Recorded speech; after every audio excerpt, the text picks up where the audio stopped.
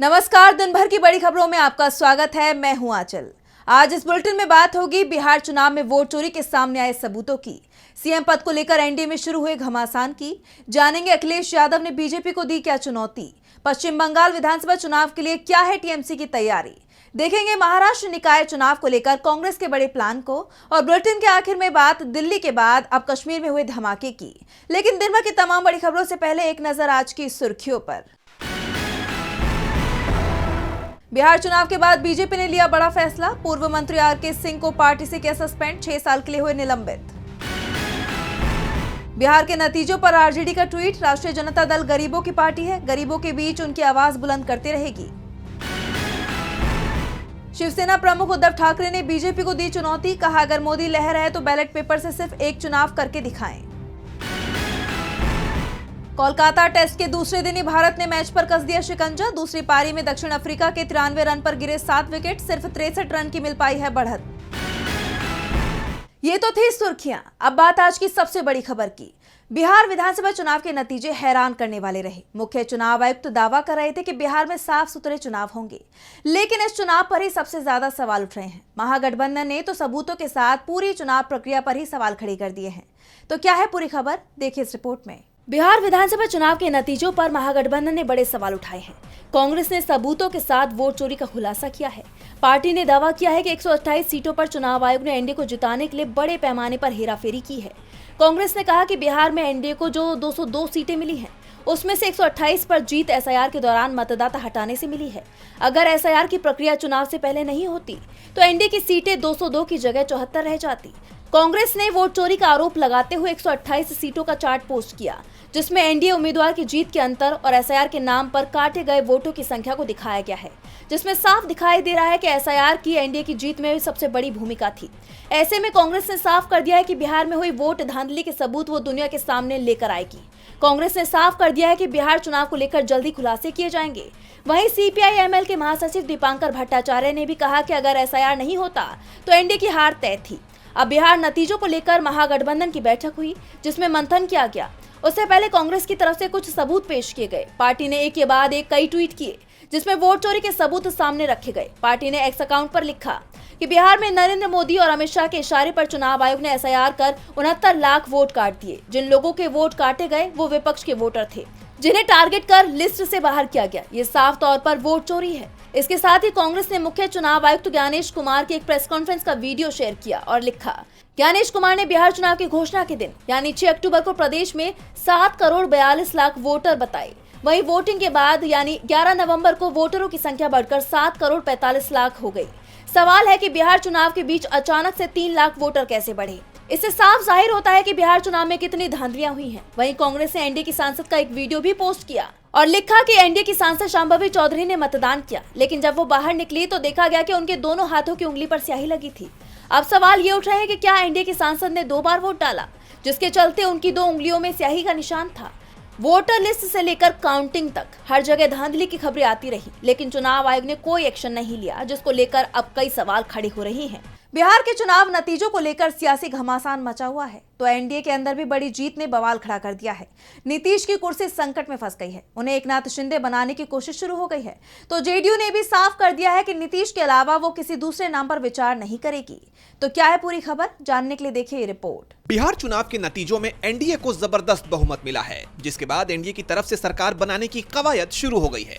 लेकिन इस बीच सबसे ज्यादा चर्चा जिस बात की हो रही है वो है मुख्यमंत्री का पद।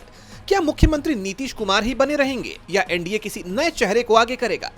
मुख्यमंत्री पद को लेकर कई तरह की अटकलें हैं। जेडीयू की तरफ से दावा किया जा रहा है कि सीएम नीतीश कुमार ही रहेंगे। ऐसे में जेडीयू और बीजेपी दोनों में जुबानी जंग छिड़ गई है। चुनाव के नतीजे आने के बाद केंद्रीय मंत्री ललन सिंह, जेडीयू के कार्यकारी अध्यक्ष संजय झा के अलावा विजय चौधरी और श्याम रजक ने नीतीश कुमार से उनके आवास पर मुलाकात की, जिसके बाद ललन सिंह ने कहा कि बिहार में सीएम पद के लिए कोई वैकेंसी नहीं है। वहीं श्याम रजक ने भी साफ कर दिया कि जनता ने हमारे नेता नीतीश कुमार और एनडीए पर भरोसा किया है। उनके काम के आधार पर उन्हें एक बार फिर सीएम बनाने का जनादेश दिया गया है।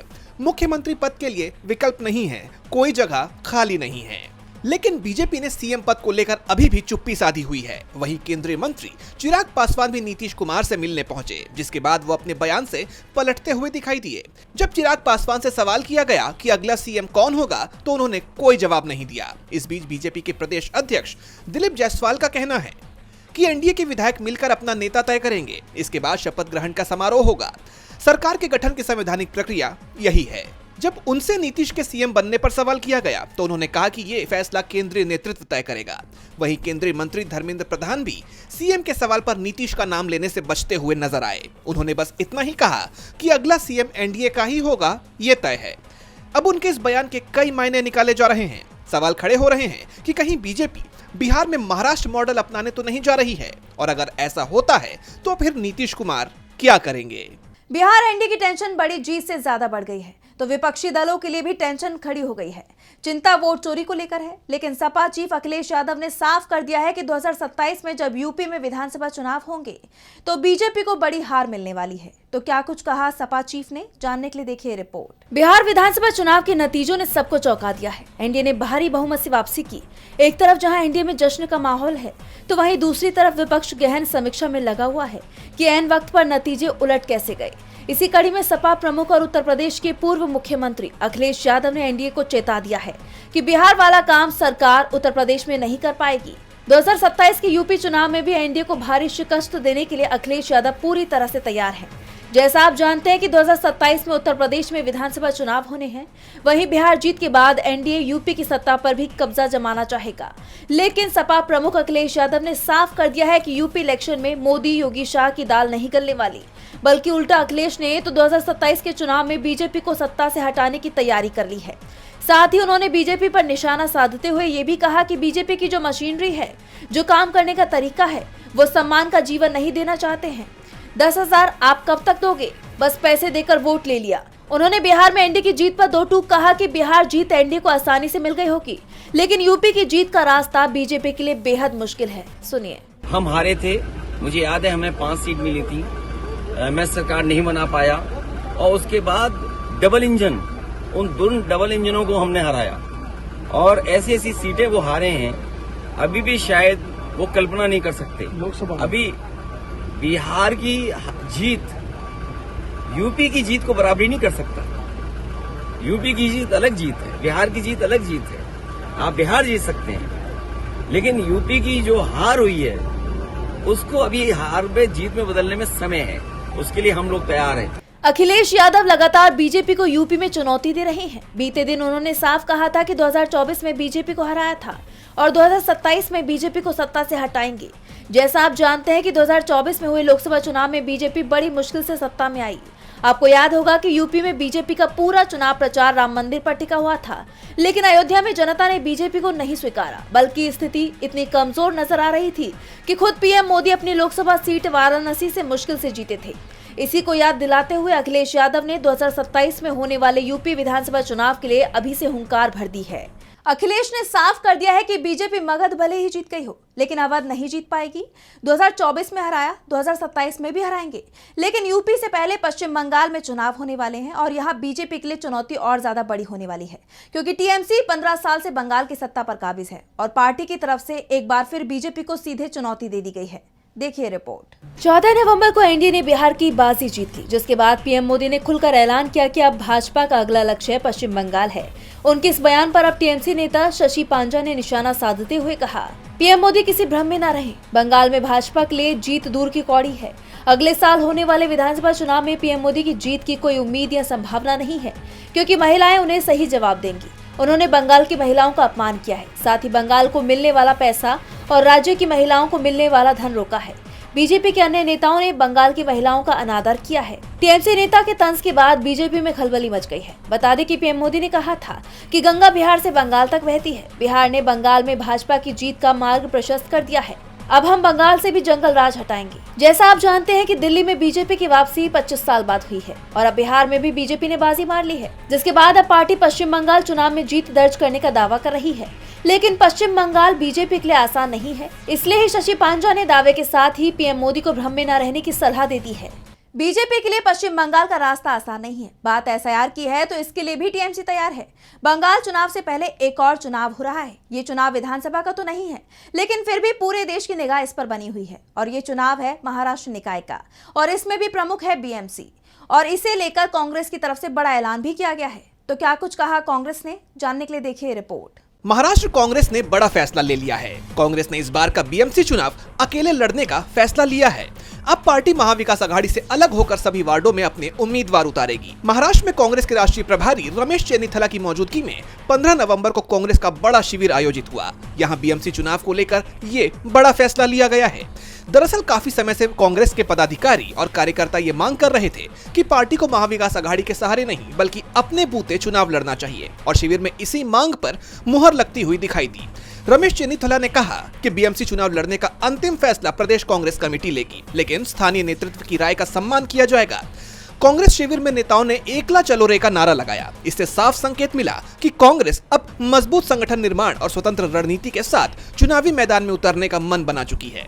सांसद वर्षा गायकवाड़ ने कहा कि 2026 को लक्ष्य बनाकर ये शिविर आयोजित किया गया है। हमने आज स्पष्ट कहा कि मुंबई में हमें अपने दम पर चुनाव लड़ना चाहिए।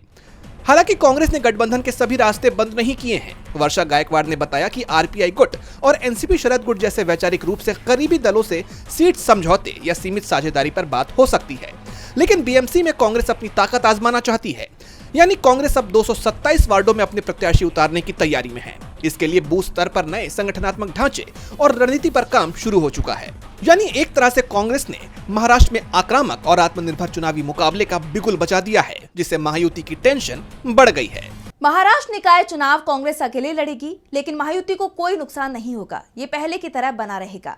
लेकिन सवाल चुनाव प्रक्रिया और सरकार का विरोध करने वाले लोगों की सुरक्षा को लेकर जरूर उठ रहे हैं। हाल ही में बीजेपी के एक नेता को गुजरात पुलिस ने गिरफ्तार किया था, बाद में उसे रिहा भी कर दिया गया। इस पर अब बीजेपी नेता सुब्रमण्यम स्वामी ने तीखा हमला किया है। तो क्या है पूरा मामला, देखिए इस रिपोर्ट में। बीजेपी के सीनियर नेता और पूर्व सांसद सुब्रमण्यम स्वामी ने एक बार फिर अपनी ही पार्टी बीजेपी पर तीखा हमला बोला है। ये विवाद तब शुरू हुआ जब गुजरात पुलिस की एक टीम बेंगलुरु पहुंची और कथित तौर पर बीजेपी आरएसएस के एक युवा कार्यकर्ता गुरुदत्त कारकला शेट्टी को गिरफ्तार कर लिया। स्वामी ने दावा किया कि शेट्टी की गिरफ्तारी का एकमात्र कारण प्रधानमंत्री नरेंद्र मोदी की नीतियों की आलोचना करना था। बाद में शेट्टी को रिहा करवा लिया गया। अब इसके बाद स्वामी ने पीएम के एक पोस्ट पर रिप्लाई करते हुए उन पर जोरदार हमला बोला। दरअसल पीएम मोदी ने ट्वीट किया कि दुनिया के बाजार में मेक इन इंडिया की गूंज और भी जोर से सुनाई देगी। केंद्रीय मंत्रिमंडल ने एक्सपोर्ट प्रमोशन मिशन यानी ईपीएम को मंजूरी दे दी है। ये मिशन एक्सपोर्ट कॉम्पिटिटिवनेस को बेहतर बनाएगा, साथ ही एमएसएमईज, पहली बार निर्यात करने वालों और श्रम प्रधान क्षेत्रों की मदद करेगा। ये एक परिणाम आधारित और प्रभावी तंत्र बनाने के लिए प्रमुख हितधारकों को एक साथ लाता है। अब इस पर सुब्रमण्यम स्वामी ने रिप्लाई करते हुए लिखा कि क्या गुजरात पुलिस का भारतीय कानून का उल्लंघन करके बेंगलुरु जाकर 21 साल के बेंगलुरु के युवक को गिरफ्तार करने का प्रयास मेक इन इंडिया की भावना के अनुरूप है? प्रधानमंत्री जी, गुजरात पुलिस द्वारा अन्य राज्यों में की जा रही इन मनमानी गिरफ्तारियों की जांच करें, अन्यथा हम में से कुछ लोग सुप्रीम कोर्ट जा सकते हैं और आपकी सरकार की बदनामी होगी।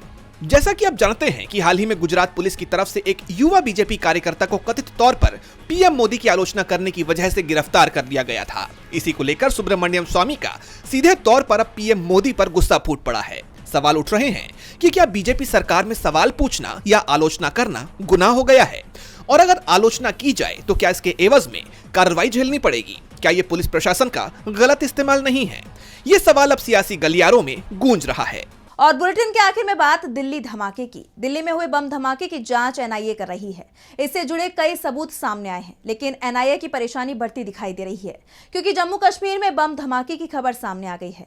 तो क्या है पूरा मामला, जानने के लिए देखिए ये रिपोर्ट। दिल्ली के बाद अब जम्मू कश्मीर में हुए विस्फोट ने देश की आंतरिक सुरक्षा पर गंभीर सवाल खड़े कर दिए हैं। 10 नवंबर को दिल्ली के लाल किले के पास I-20 कार में ब्लास्ट हुआ, जिसमें 13 लोगों की जान चली गई।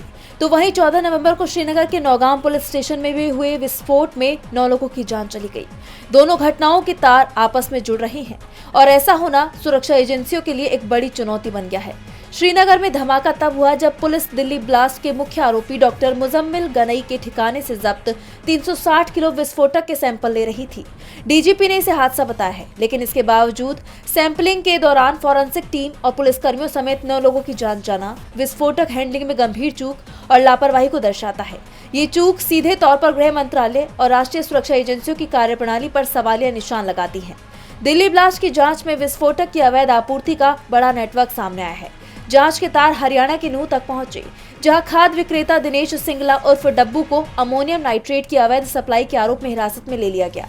ये विस्फोटक अल फलाह यूनिवर्सिटी के डॉक्टर मुजम्मिल शकील को बिना रिकॉर्ड दिया गया था। सबसे चिंताजनक तथ्य ये है कि आरोपी डॉक्टर मुजम्मिल गनई के संपर्क अब यूपी के कानपुर और लखनऊ तक पाए गए हैं, जहां व्हाइट कॉलर आतंकी मॉड्यूल सक्रिय होने के संकेत मिल रहे हैं।